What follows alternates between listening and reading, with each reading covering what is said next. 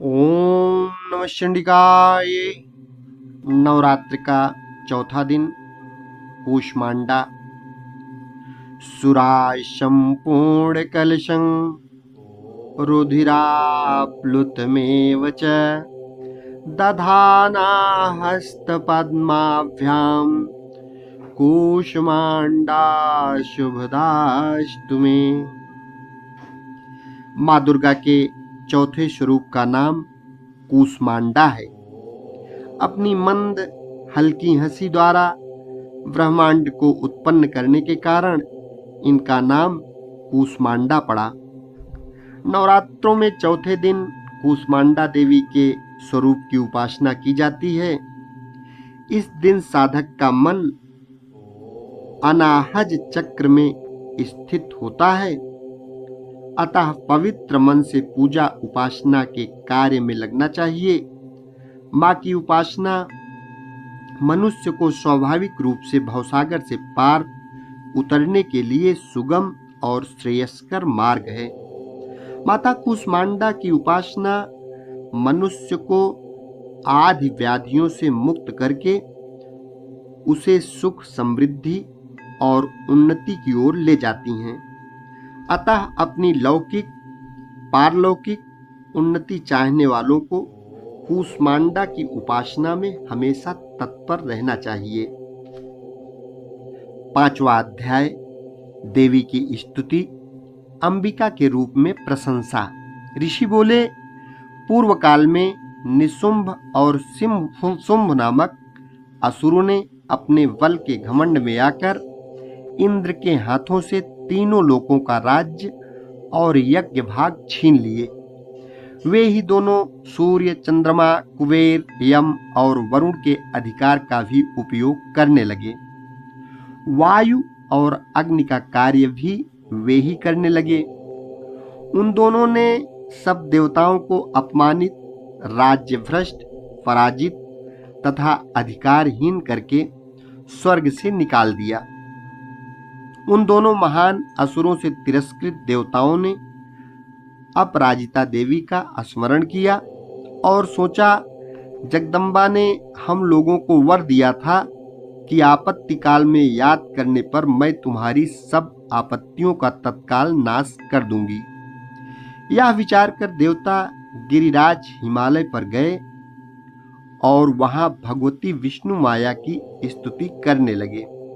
देवता बोले, देवी को नमस्कार है, महादेवी शिवा को सदा नमस्कार है, प्रकृति एवं भद्रा को प्रणाम।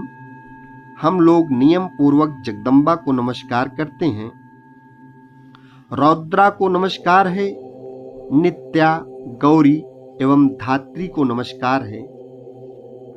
ज्योत्सनामयी चंद्र रूपिणी एवं सुख स्वरूपा देवी को सतत प्रणाम है। शरणागतों का कल्याण करने वाली बुद्धि, वृद्धि एवं सिद्धि रूपा देवी को हम बारंबार नमस्कार करते हैं।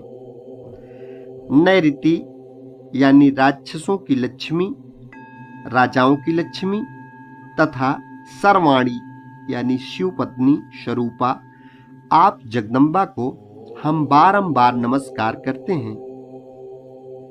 दुर्गा, दुर्गपरा यानी दुर्गम संकट से पार उतारने वाली, सारा यानी सबकी आधारभूता, सर्वकारिणी ख्याति कृष्णा और धूम्रा देवी को सर्वदा नमस्कार है।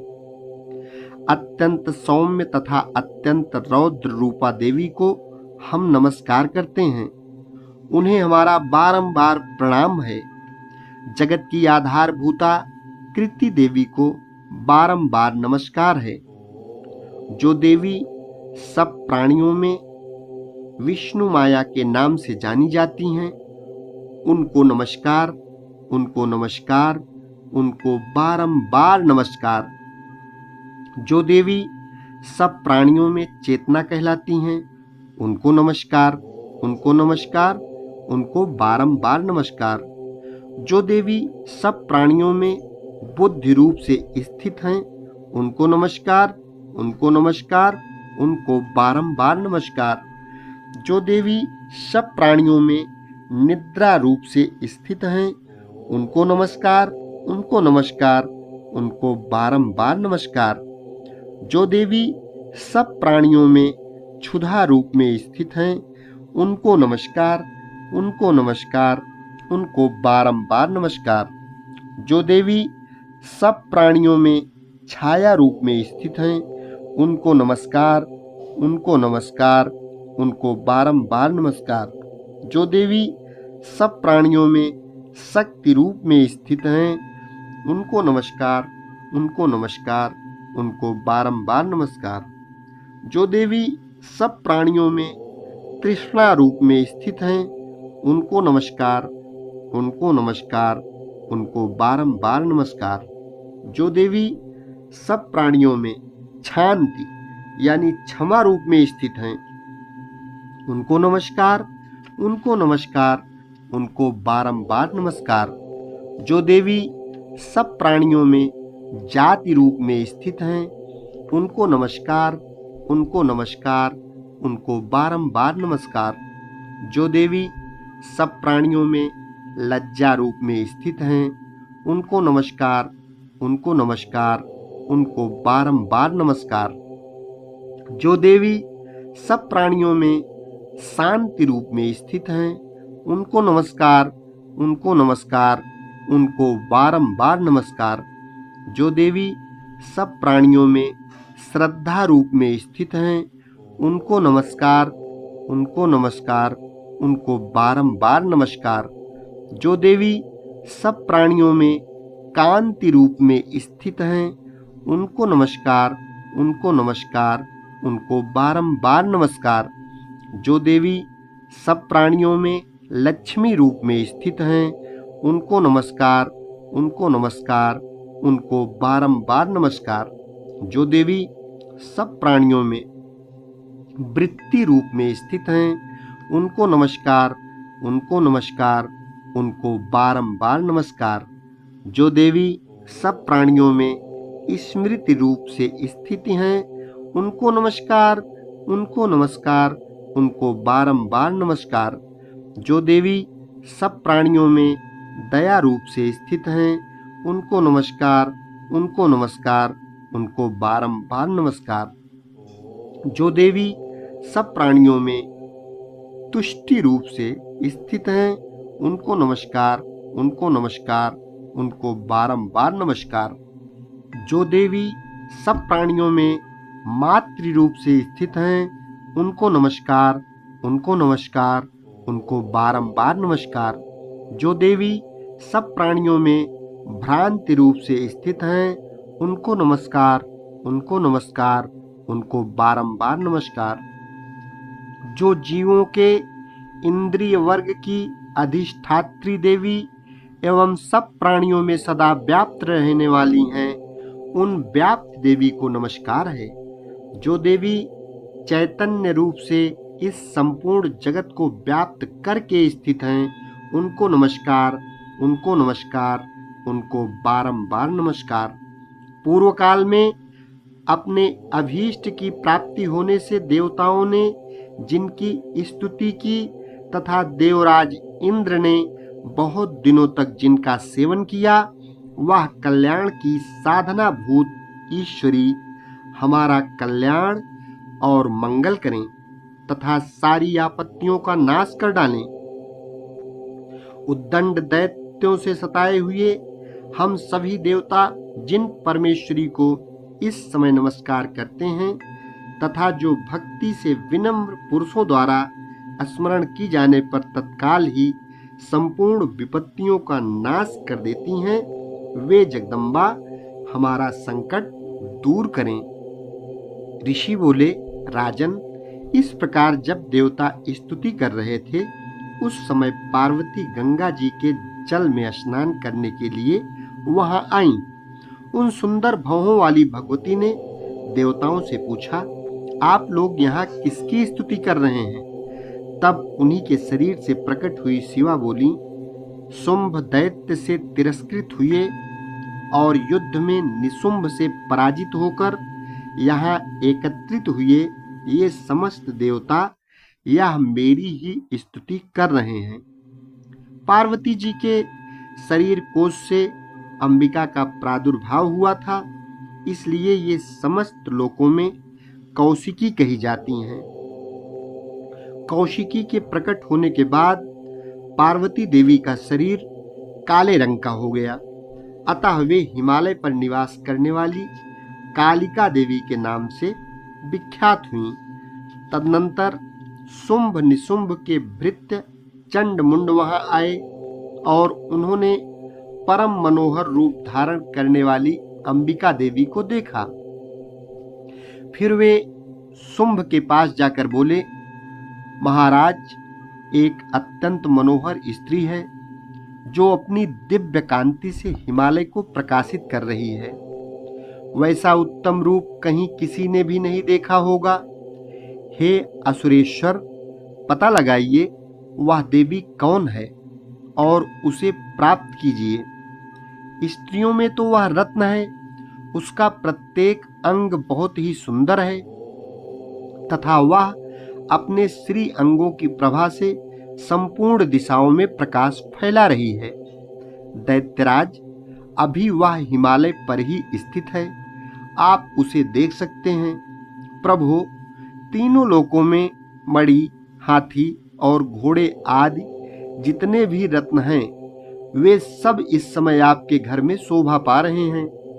हाथियों में रत्नभूत ऐरावत, यह पारिजात का वृक्ष और यह उच्चैश्रवा घोड़ा, यह सब आपने इंद्र से ले लिया है। हंसों से युक्त यह विमान भी आपके आंगन में शोभा पाता है। यह रत्नभूत अद्भुत विमान जो पहले ब्रह्मा जी के पास था, अब आपके यहाँ लाया गया है। यह महापद्म नामक निधि आप कुबेर से छीन लाए हैं। समुद्र ने आपको किंजलकी नाम की माला भेंट की है, जो केसरों से सुशोभित है और जिसके कमल कभी खुमलाते नहीं हैं। सुवर्ण की वर्षा करने वाला वरुण का छत्र भी आपके घर में शोभा पाता है तथा यह सर्वश्रेष्ठ रथ जो पहले प्रजापति के अधिकार में था, अब आपके अधिकार में है। दैत्येश्वर, मृत्यु की उत्क्रंतिदा नाम वाली शक्ति को भी आपने छीना है तथा वरुण का पास और समुद्र में उत्पन्न होने वाले सब प्रकार के रत्न आपके भाई निशुंभ के अधिकार में हैं। अग्नि ने भी स्वतः शुद्ध किए हुए 2 वस्त्र आपकी सेवा में अर्पित किए हैं। दैत्यराज, इस प्रकार सभी रत्न आपने एकत्र कर लिए हैं। फिर जो यह स्त्रियों में रत्न रूपी कल्याणमयी देवी हैं, इसे आप अपने अधिकार में क्यों नहीं कर लेते? ऋषि बोले, चंडमुंड का यह वचन सुनकर शुंभ ने महादैत्य सुग्रीव को दूत बनाकर देवी के पास भेजा और कहा, तुम मेरी आज्ञा से उसके सामने ये बातें कहना और ऐसा उपाय करना जिससे प्रसन्न होकर वह शीघ्र ही यहाँ आ जाए। वह दूत पर्वत के अत्यंत रमणीय प्रदेश में, जहाँ वह देवी सुशोभित थी, वहां गया और मधुर वाणी में कोमल वचन बोला। देवी, दैत्यराज शुंभ इस समय तीनों लोकों के परमेश्वर हैं। मैं उन्हीं का भेजा हुआ दूत हूँ और यहाँ तुम्हारे ही पास उपस्थित हुआ हूँ। उनकी आज्ञा सदा सब देवता एक स्वर में मानते हैं, कोई उसका उल्लंघन नहीं कर सकता। वे संपूर्ण देवताओं को परास्त कर चुके हैं। उन्होंने तुम्हारे लिए जो संदेश दिया है उसे सुनो।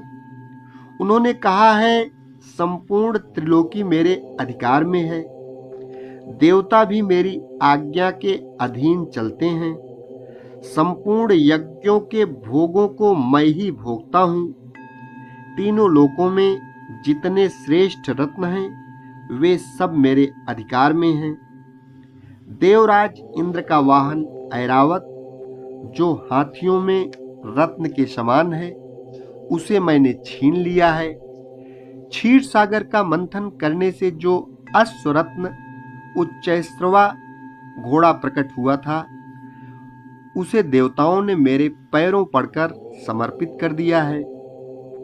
सुंदरी, उनके अतिरिक्त और भी जितने रत्नभूत पदार्थ देवताओं, गंधर्वों और नागों के पास थे, वे सब मेरे ही पास आ गए हैं।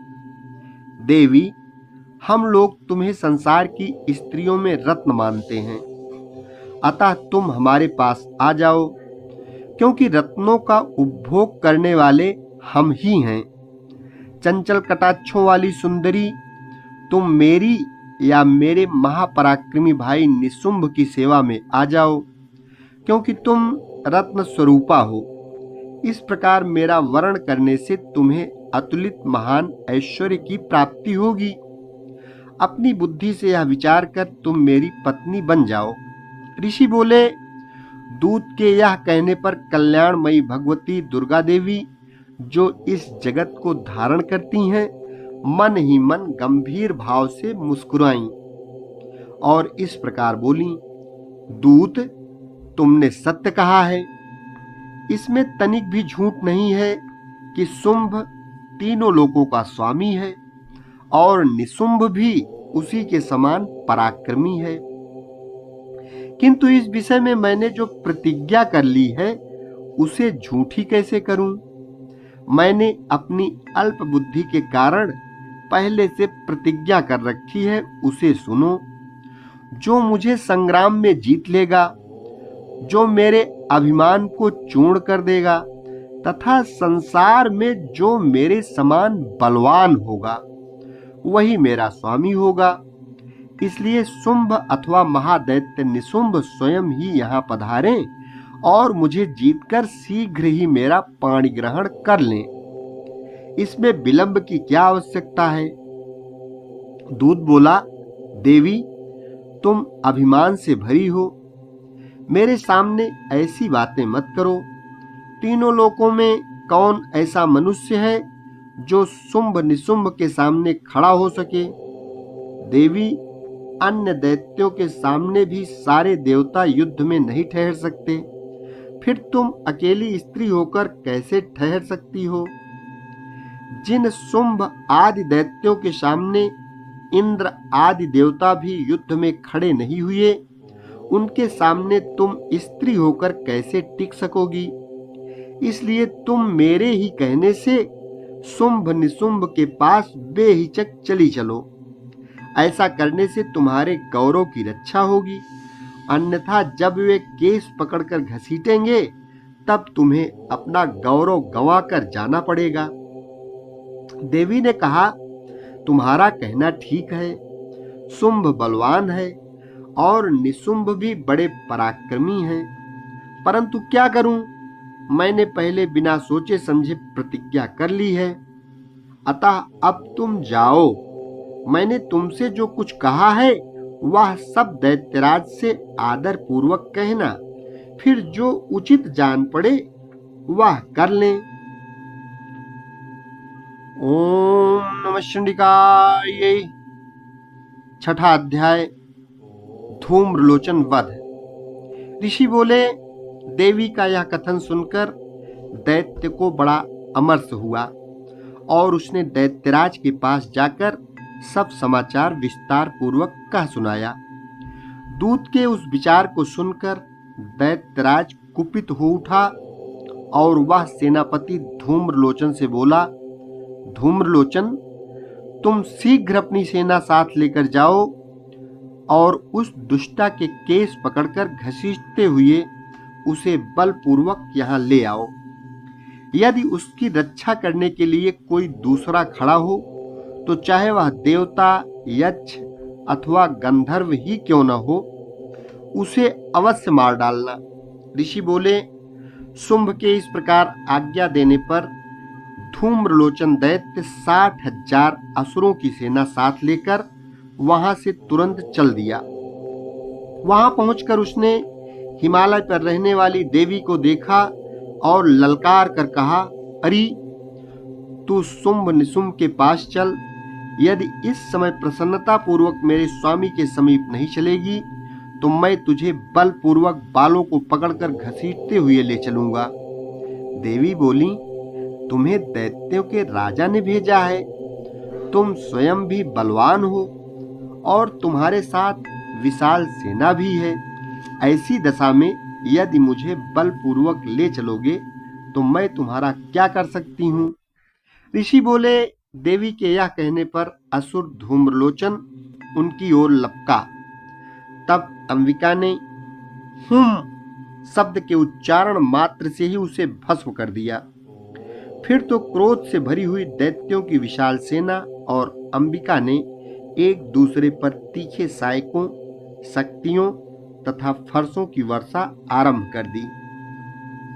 इतने में ही देवी का वाहन सिंह क्रोध में भरकर भयंकर गर्जना करके गर्दन के बालों को हिलाता हुआ असुरों की सेना में कूद पड़ा। उसने कुछ दैत्यों को पंजों की मार से, कितनों को अपने जबड़े से और कितने ही महादैत्यों को पटक कर दाढ़ों से घायल करके मार डाला। उस सिंह ने अपने नखों से कितनों के पेट फाड़ डाले और थप्पड़ मारकर कितनों के सिर धड़ से अलग कर दिए। देवी के वाहन उस महाबली सिंह ने अत्यंत क्रोध से भरे हुए क्षण भर में ही असुरों की सारी सेना का संहार कर डाला। शुंभ ने जब यह सुना कि देवी ने धूम्रलोचन असुर को मार डाला तथा उसके सिंह ने सारी सेना को सफाचट कर डाला, तब उस दैत्यराज को बड़ा क्रोध हुआ। उसका ओंठ कांपने लगा। तुरंत उसने चंड और मुंड नामक दो महादैत्यों को आज्ञा दी, हे चंड और हे मुंड, तुम लोग बहुत बड़ी सेना लेकर वहां जाओ। उस देवी को बालों से पकड़कर अथवा उसे बांधकर शीघ्र यहाँ ले आओ। यदि इस प्रकार उसे लाने में संदेह हो तो युद्ध में सब प्रकार के अस्त्रों, शस्त्रों तथा समस्त आसुरी सेना का प्रयोग करके उसकी हत्या कर डालना। उस दुष्टा की हत्या होने पर तथा सिंह के भी मारे जाने पर उस अंबिका को बांधकर साथ लेकर शीघ्र ही लौट आना।